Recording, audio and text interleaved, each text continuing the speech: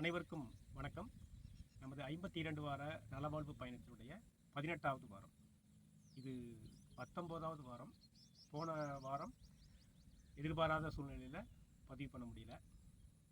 அதனால் ஒரு வாரம் நம்ம மிஸ் பண்ணிட்டோம். இந்த 17 வாரங்களாக நம்ம சில யோகாசன பயிற்சிகள், எளிய பயிற்சிகள் பார்த்துட்ருக்கோம். இந்த 18வது வாரம் ஒரு எளிய மூச்சு பயிற்சி, நாடி சுத்தின்னு சொல்லக்கூடிய ஒரு மூச்சு பயிற்சி நம்மளுடைய உடம்பையும் கொஞ்சம் ரிலாக்ஸ் பண்ண வைக்கும்.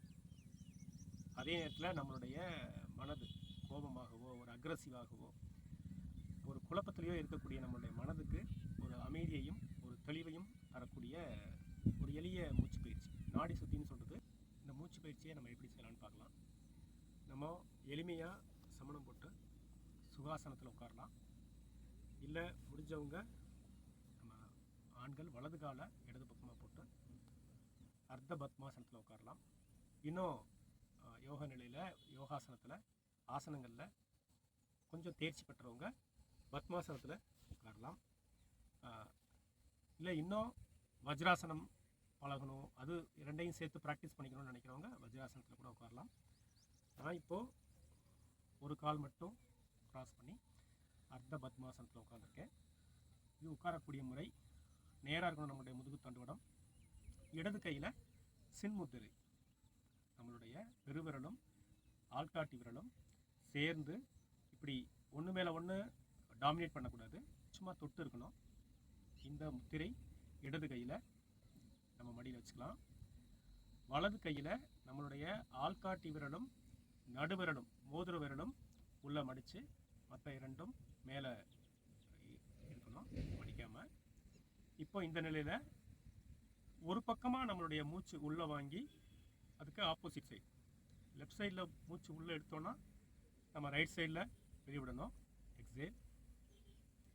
வலது பக்கமாக இன்ஹேல் பண்ணோன்னா இடது பக்கமாக எக்ஸேல் பண்ணணும். இதை மாற்றி மாற்றி செஞ்சுக்கிட்டே இருக்க போகிறோம்.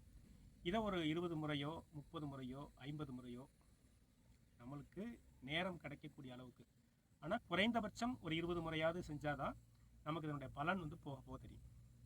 நம்ம மற்ற ஆசனங்கள் மாதிரி, மற்ற இது வரைக்கும் செஞ்ச பயிற்சி மாதிரி ரொம்ப சின்னதாக செஞ்சுட்டு ஒரு ரொம்ப குறுகிய காலத்தில் பயிற்சி பண்ணிவிட்டு நமக்கு இதனுடைய பெனிஃபிட் வேணும்னா இது கிடைக்காது. அதனால் குறைந்தபட்சம் 20 முறை இல்லை 40 முறை 60 முறை செய்கிறதுக்கு முயற்சி பண்ணலாம்.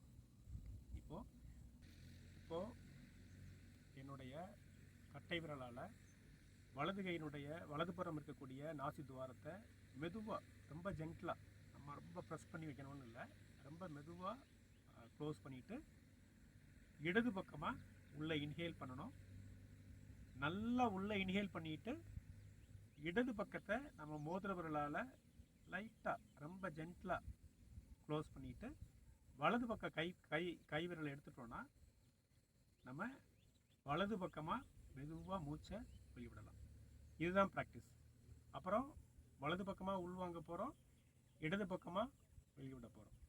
இதை மாற்றி மாற்றி செய்ய போகிறோம். செய்கிறேன். இதை செய்யும்போது மூச்சு நல்லா உள்வாங்கணும், எவ்வளோ முடியுமோ அவ்வளவு காற்றை வெளியேற்றணும். அதே போல் கண்கள் மூடி இதை ப்ராக்டிஸ் பண்ணுறது இன்னும் மனதில் ஆழமான வேலைகளை செய்யும்.